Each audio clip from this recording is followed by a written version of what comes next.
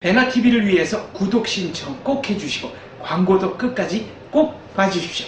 부탁드립니다.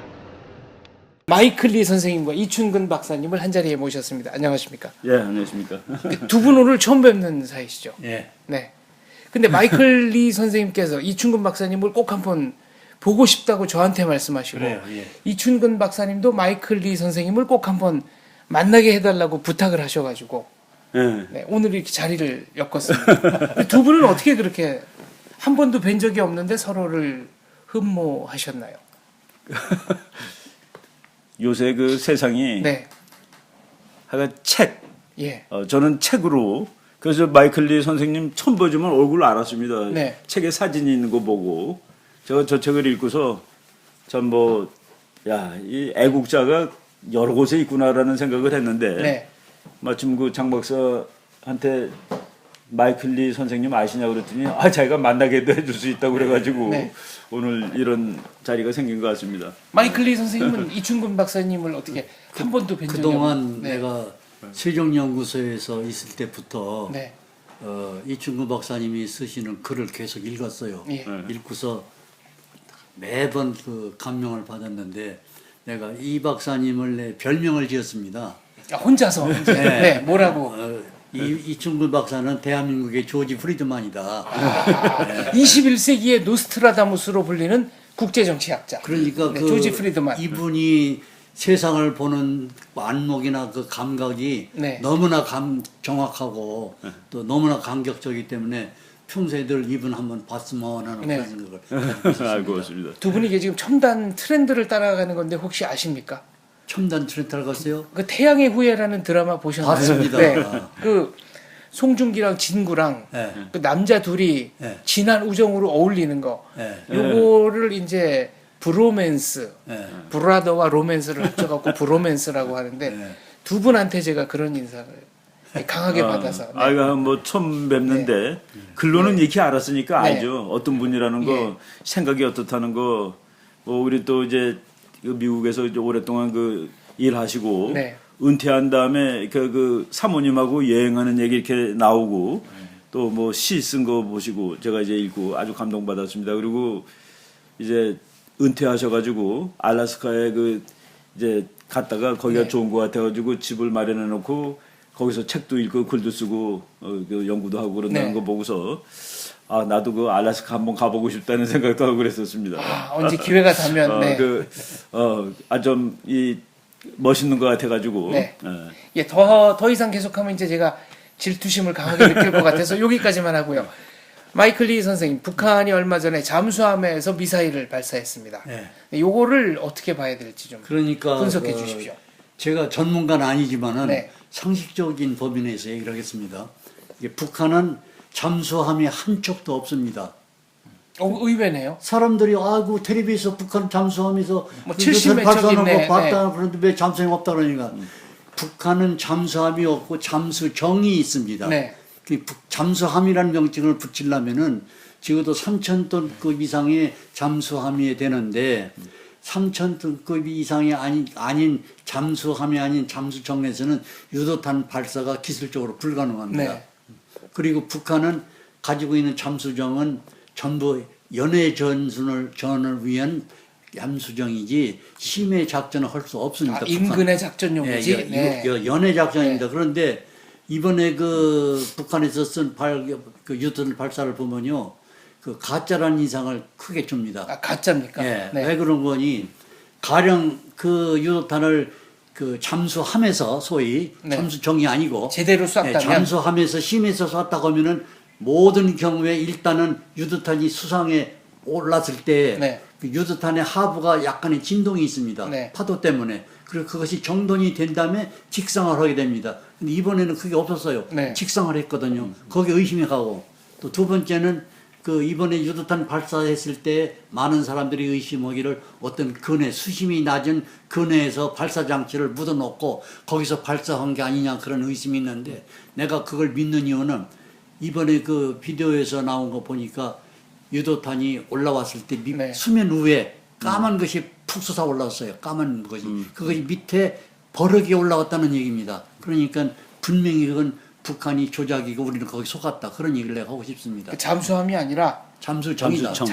잠수정에서 쏜 게 아니라 말하자면 바다 밑에 지면에서 네. 네, 수면 아래 발사대를 발사를 묻어놓고 거기서 네. 발사했다. 그런 의심을 갖게 됩니다. 미국에서도 그 비슷한 보도가 나오지 않았나요? 그래서 미국에서 맨 처음에 그 쐈을 때, 최근에 쏜 거는 미국에서 그 successful failure라는 아주 재미있는 말을 썼습니다. 네, 네.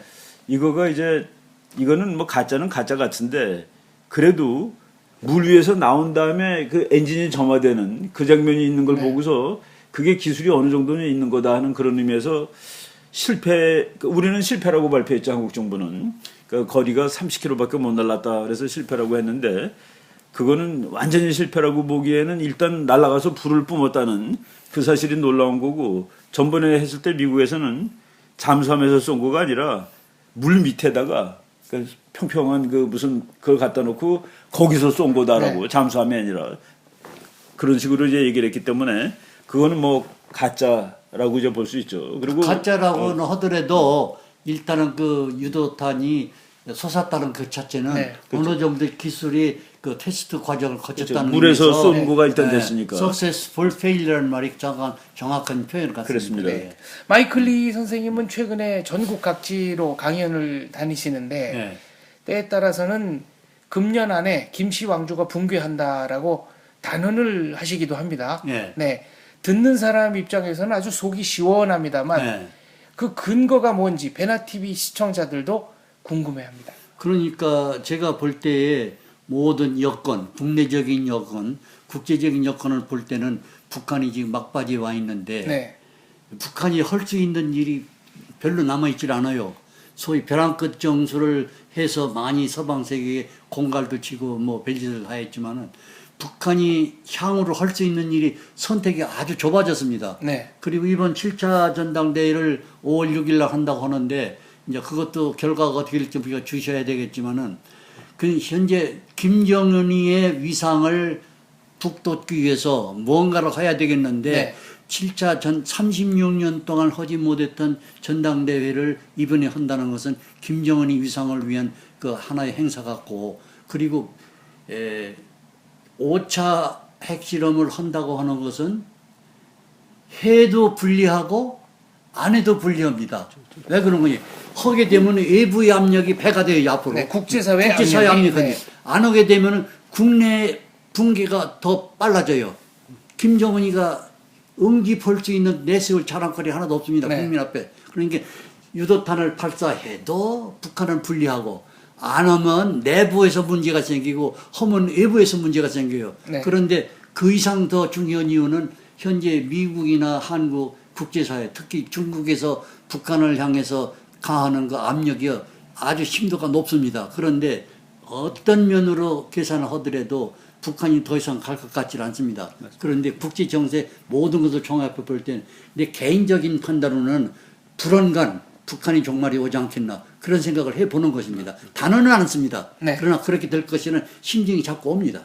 이충건 박사님도 뭐 금년 내는 몰라도 2, 3년 안에는 그렇죠. 북한이 반드시 어느 날 붕괴한다. 갑자기 무너지는 네. 거는 뭐 거의 확정적인데, 지금 북한하고 한국하고 정치 권력의 그 비슷한 속성이 하나 있습니다. 아, 어떤 건가요? 뭐냐면은 이제 그걸 우리가 가부장적 권위주의라고 이제 정치학자들이 네. 얘기하는데, 예를 들어서 높은 사람이 밑에 있는 사람을 지휘할 때 밑에 있는 사람이 그 높은 사람을 아버지라고 치면은 아주 지휘하기가 쉬워집니다. 네. 그게 이제 가부장적 권위주의, 그러니까 우리 어버이가 되는 거죠. 그렇죠. 그래서 그 김일성하고 김정일은 자기 그 수령이라는 타이틀 앞에 어버이 어버이를 수령. 붙였습니다. 네. 그래서 국민들이 어버이 수령이라고 부르면은 굶겨 죽어도 쫓아내질 못하는 거죠. 그래서 그 권력이 셉니다. 아, 이게 혈연적인. 그래서 그러니까 네. 우리 어버이니까 네. 어버이가 밥 안 준다고 돈 안 준다고 쫓아내지 못하는 거죠. 합리주의가 작동하지 그렇죠. 않는 영역이 됩니다. 그 권력이 됐는데 김정은에 대해서는 북한 간부들이 어린 것이 설친다라는 네. 말을 지금 합니다. 아, 어버이라고 보기엔 너무 어리네요. 어버이가 아니죠. 그러니까 그 사람은 자기 아버지하고 할아버지가 행사하던 그 막강한 권력을 원천적으로 못 갖고 있는 겁니다. 못 갖고 있다 보니까 권력 행사 방법이 난폭해지는 겁니다. 원래 권위 있는 막강한 권력은 난폭하게 하잖아요. 점잖게 통치가 되거든요. 그렇습니다. 근데 이건 안 되니까 막 그냥 다 마음에 안 드는 사람을 죽이는데 북한은 선거로 뽑는 나라가 아니니까 그 정치 체제를 그 정통성이라는 거가 유지되는 방법이 막강한 군사력입니다. 네. 그러니까 군인들을 통해서 유지가 되는데 뭐 그건 김일성, 김정일도 마찬가지죠. 그래서 그 북한에 김일성, 김정일 때는 믿을 만한 사람을 2인자로 앉혀놓고 소위 말해서 인민무력부장 그 사람들이 7년, 8년입니다. 평균 임기가. 그런데 김정은의 인민무력부장은 임기가 6개월입니다. 평균. 그렇죠. 수시로 갈아댔습니다. 뭐 그냥 뭐 이제 네. 할 사람도 없는 거예요. 그러니까 자기도 지금 뭐 그냥 막 갈짓자로 막 가는 거죠. 지금 넘어지지 않고 있다 뿐인데 그런 측면에서 저 정권의 그 내구성이 지금 거의 다 된 거고 그리고 국제사회의 압력이 무지하게 네. 강합니다. 지금. 그 뭐 우리 미국 학자들 얘기하면 그렇지만은 세계의 큰 혁명들은 국내에서뿐만 아니라 외부에서 압력을 가했을 때 보통 일어나거든요. 네. 그런 거 다 쳤을 때 보면은 우리 마이클 리 선생님이 말씀하신 대로 저거 무너질 가능성 농후하다라고 얘기할 수 있죠. 아까 북한 네. 그리고 사회적 구조가 김일성, 김정일 시대보다 지금이 틀린 게 뭔거니 그때는 아무리 독재자였지만은 국가의 응집력이 있습니다. 네. 지금 이 박사님 말씀한 대로 그 가부장적 체계 안에서 응집력이 있었는데 지금은 그 응집력이 없죠. 파괴가 됐고 네. 지금 인민들이 당을 압력하는 시대로 전환했습니다. 과거는 당이 경제도 통제하고 인민을 통제하고 모든 시스템을 통제했지만 지금은 인민의 소위 장마당이라는 그 시스템이 당과 정부를 압력하는 시대로 변해가고 있거든요. 장마당 경제가 배급 경제를 경제 내전에서 물리치고 지금 네. 가고 있어요. 가기 때문에 그것을 물리칠 만한 힘이 김정은은 이미 상실은 오래됩니다. 그렇죠. 그러니까 상식적으로 오래 갈 수가 없습니다. 역시 저는. 돈의 힘은 참 무서운 거네요. 예. 네. 그 지금 북한 사람들이 굶어 죽지 그러니까 원래 북한이 사회주의 국가니까 국가가 국민을 먹여 살리는 네. 것이 사회주의 국가예요. 그런데 배급을 못 해주니까 사회주의는 망한 거죠.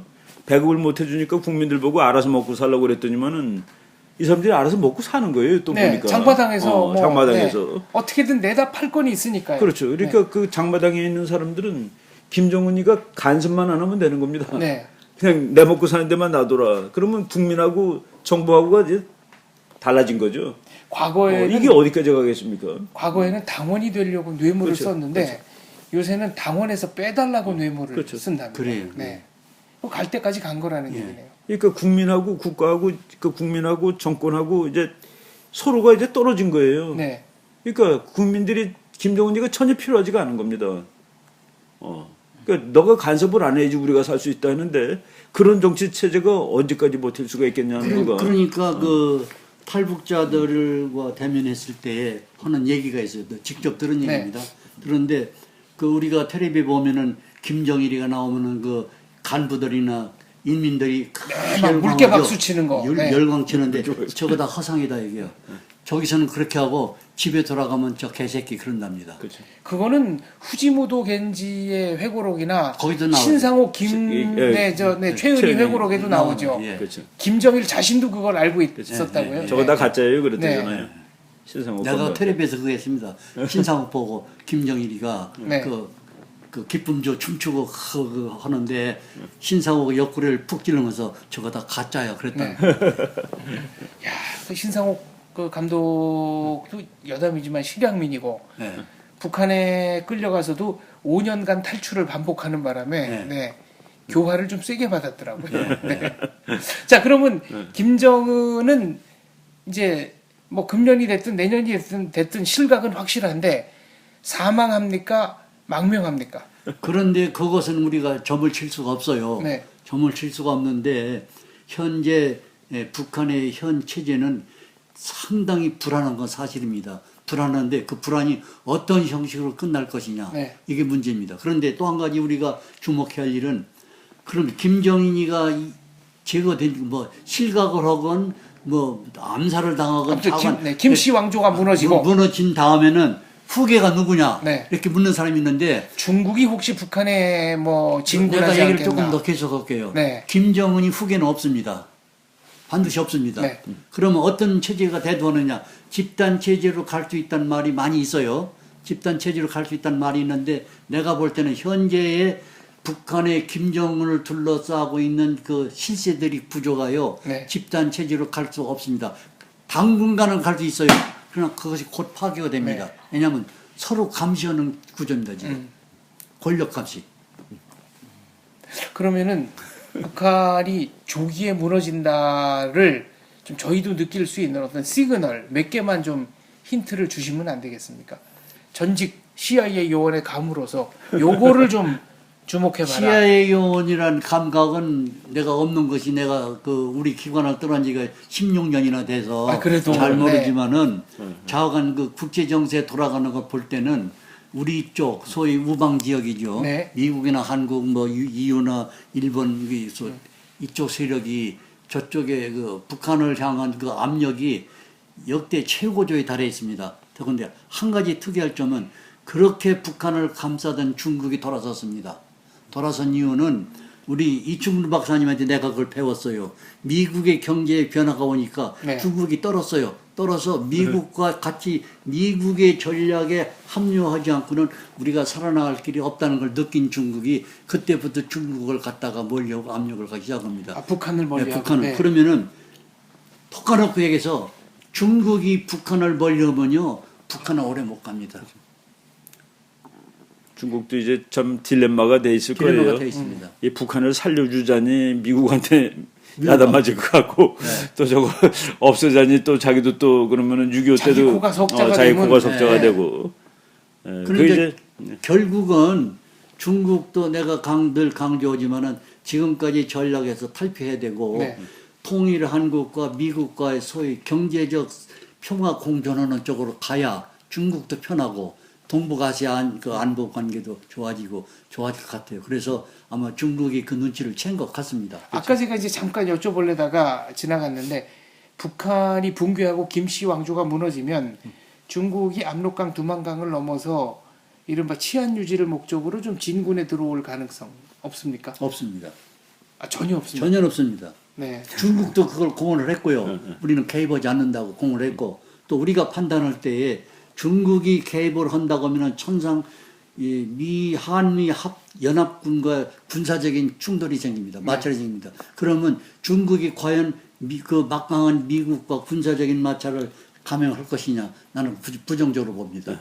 만약 그런 일이 발생하지 않겠지만 한다 하더라도 중국은 천상 꼬리를 내려야 됩니다. 그렇죠. 할 수 없습니다. 네. 그럼 마이클 리 선생님은 남북 통일은 김씨 왕조 붕괴 이후에 동서독식으로 그러니까 동독에서 자유 총선거를 실시하고 민주정부가 수립된 뒤에 말하자면 통일하는 식으로 갈 거다 이렇게 예측을 하시는 그러니까 건가요? 그 동독의 5개 주가 자진해서 소독 연방공화국에 가입하는 형식으로 독일이 통일이 되거든요. 그럼 김정은 지지 이후에 북한은 어떻게 할 것이냐? 그쪽도 당분간 기간은 얼마가 갈지 모르겠지만 당분간은 과도 체제가 형성이 되겠죠. 네. 과도 체제가 되면은 그 후계를 하는 집단 지도 체제가 계속해서 지금과 같은 북한 같은 나라를 이끌 가지는 못합니다. 그러면 내 생각 같아서는 천상 남한에게 손을 뻗칩니다. 우리 만납시다. 결국 손 벌릴 때는 네, 네. 만납시다. 통일합시다. 어떻게 통일하? 과거처럼 공산주의 통일을 다 짚어치우고 우리 좀 도와주시오. 그쪽으로 갈 것 같습니다. 바짝 엎드릴 수밖에 없는 네. 거예요. 그렇죠. 결국은 뭐 힘 아니겠습니까? 지금 힘의 그 관계가 지금 미국이라는 뭐 우리나라 사람들이 그걸 좀 잘 모르는데 미국이라는 나라가 지금 갑자기 더 막강해지고 있는 그겁니다. 경제적으로 뭐 군사는 물론이고 그래서 그 오바마 대통령이 지난 그 1월 달에 1월 12일 날인가 그렇죠. 마지막 그 8번째 연두 연설을 하는데 미국은 세계에서 제일 강한 나라입니다. 그래놓고 영어로 period. 이게 마침표라는 마침표. 뜻인데 우리말로 치면은 뭐에 땡. 그러니까 미국은 세계에서 제일 강한 나라입니다. 끝. 토달지 마. 뭐 이 정도의 더 이상 얘기하지 말라. 그렇죠. 그러니. period. 네, 마침표. 네, 이 그게 얘기를 뭐 네. 지금 엄청나게 막강한 것을 자신 있게 스스로, 얘기한 거거든요. 그래서 결국은 중국이 그 미국의 힘을 이제 인식을 하는 거죠. 인식을 하고 그런 의미에서 이게 뭐 더 버티다가는 괜히 경제도 망가지고 그럴 필요 없겠다는 그 항상 계산해 갖고 유리한 쪽으로 가는 거 아니겠습니까? 무협지에 보면은 버텨봐야 내상만 깊어진다. 이런 대목이 있는데 지금 딱 그거로 맞아요. 뭐 우리 마이클 리 선생님 분석은 지금 그 현재 힘의 균형이 변화하는 것을 뭐 정확히 읽고 말씀하시는 것 같습니다. 미시적으로 보자면은 뭐 세계 보건기구나 식량기구나 뭐 기타 여러 기관에 따라 통계가 다릅니다만 금년 9월을 기준으로 북한이 260만 톤에서 400만 톤 정도 절대 식량이 부족할 것이다. 이런 보도가 나오고 있습니다. 그러니까 내가 그 강연에서도 그런 걸 강조합니다마는 내가 늘 최근부터 강조를 우리가 이 시기가 아주 중요한 시기인데 네. 선제선언이라는 걸 강조합니다. 선제선언. 만약에 북한이 그 김정은 체제가 붕괴되고 남북 통일이 우리 작업이 시작이 된다고 하면은 우리가 북한을 어떻게 다룰 것이냐 하는 것을 정부 차원에서 미리 발표하는 게 좋겠다. 네. 그렇게 생각을 하는데 남한의 잉여 농산물이 400만 톤입니다. 북한의 절대 부족량이 400만 딱 들어맞아요. 네. 북한 식량 우리가 해결하겠다. 그리고 군인들 120만 다 무장 해제하면 다 어디 가겠냐? 굶어 죽겠느냐? 북한에 개발할 때 엄청난 내수 경제가 불같이 네. 올라오는데 너들 다 산업전선에 투입하겠다. 그런 희망을 갖는 거예요. 그렇죠. 그리고 간부도 지금까지는 김일성에 충성하고 김정일에게 충성했지만은 막바지에 가서 통일 작업에 협력하면 너들 과거 묻지 않겠다. 통일에 협력을 하면은 간부들이 먼저 움직여. 왜냐면은 북한의 운명이 얼마 안 간 걸 느끼는 그 사람들도 자기 살궁리를 해야 돼요. 내가 어떻게 살아남았겠느냐. 그러면은 우리 말을 받아 먹습니다. 그래서 우리가 통일적으로 협력하면은 내가 북한에서 아무리 충성을 했지만 남한 우리는 죽이지 않겠다는 신심을 가져요. 그러면 북한의 붕괴가 빨라집니다. 그것을 우리가 정부 차원에서 해줬으면 아주 좋겠어요. 요새 그 옛날 노래들 리바이벌 하는 게 유행인데 예. 과거를 묻지 마세요. 이 노래도 리바이벌 해가지고 북한에 널리 좀 퍼뜨려야 되겠네요. 그러니까 이것을 내가 하는 이유는 내가 꾸미는 얘기가 아니고 네. 독일 통일 때에 동독에서 그렇게 했습니다. 네, 거의 비슷한 네, 경로를 그것을 우리도 밟았습니다. 했으면 좋겠다는 네, 얘기입니다. 선제적 선언. 선제선언이라고 부릅니다. 그것을. 예. 그래서 그때도 저 베를린 장벽 네. 여기서 발포를 하거나 비인권적 행위를 하는 사람은 기소하겠다. 예. 앞으로는 기소할 것이고 이제까지는 뭐 불문에 붙이겠다 이런 식으로 해서 예. 동독 경비병들의 협조를 이끌어낸 맞습니다. 사례가 있습니다. 우리가 지금 바로 그것을 해야 할 시기가 됐습니다. 굉장히 지금 금년 아니라고 그러면 저도 가슴이 뛰는데 뭐 궁정 쿠데타입니까? 아니면 뭐 무너지는 데는 여러 유형이 있으니까 딱 꼬집어서 뭐라고 그걸 딱 꼬집어서 얘기한다는 건 네. 내가 점쟁이로 돗자리 갈고 방화문에 나가야 되겠지만은 네. 그것은 확실하게 답변하기가 힘들어요. 다만 시기는 네, 시기는 빨리 올 것이라는 걸 네. 느끼고 있습니다. 그 우리나라 그 대학교 운동권인 학생이 전북대학인가 전남대학 학생회장 하던 사람이 있어요. 네. 그 사람이 이제 그 학생 운동 때는 김정일의 충성을 바치다가 네. 이제 돌아왔죠. 예, 그 사람이 그 쓴 글이 하나 있습니다. 한 몇 년 됐어요. 그때 조명록 차수가 이제 북한에서 군인 중에 제일 높을 때인데 이분이 조명록 차수에게 보내는 편지 해가지고 이 편지가 영어로도 되고 전 세계로 다 나간 그런 편지입니다. 지금 이세된 것도 있어요. 거기 뭐라 하면은 조명록 차수에게 나도 한때는 이 나라를 공산혁명시키는 운동에 가담했던 사람으로서 요구하겠다. 당신이 지금 민족 앞에 지은 죄가 많다. 김정일 같은 놈 도와줘가지고. 그런데 그 죄를 한꺼번에 사하는 방법이 있다. 그 옆구리에 찬 총을 뽑아서 저도 봤습니다. 쏴라. 네. 쏴라라는 그 글이 막 영어로 번역돼서 나오고 그랬는데 전북대 학생회장 전북대 출신이었던 곽대중이라는 네. 사람이에요. 야, 내가 그걸 보고서 맞다. 북한은 그 장군들은 전역을 못합니다. 네. 나이가 없잖아요. 그 상상을 한번 해보는 거예요. 예를 들어서 우리 마이클 리 선생님 정도 된 북한의 별 장성들 셋이 많죠. 예. 어느 날 야 이거 안 되겠다라고 결심을 하고 그리고 총 차고 가면 막을 방법이 없습니다. 경호원이 어떻게 막겠어요? 네. 야 비켜라. 아들 같은 경호원일 텐데 그게 능히 상상이 가는 얘기거든요. 그럴 수 있습니다. 거기는. 그러니까 이인자들 그냥 막 날리는 거가 그게 무섭다는 거죠. 그리고 김정은이 사무실 앞에 지금 현재 있는 거로 장갑차하고 탱크가 한 100대 정도가 그 지키고 있습니다. 그게 언제부터 그랬냐면은 김정일이가 죽은 것이 2011년 12월이고 네. 그리고 김정일이가 죽을 때 자기가 제일 믿던 장군이 리용호 차수라는 사람이 있습니다. 그 리용호 차수한테 내가 죽거들란 이 어린 친구를 당신이 뒤를 봐주라 그랬더니 그 리용호 차수가 그러겠다고 이제 약속을 하고 그래서 2인자가 된 거예요. 그런데 2인자가 제일 무섭단 말이지 김정은이가. 그렇죠. 그래서 그 2012년 8월 9월 무렵에 제거를 합니다. 그래서 뭐 어떻게 했는지는 지금 우리가 그렇죠. 알 길 없습니다. 제거를 하고서 얼마 안 됐을 때 그 리용호 차수를 따라다니던 군인들이 네. 그 우리말로 뭐 쿠데타죠. 쿠데타를 일으켰는데 그때 죽을 뻔한 거예요.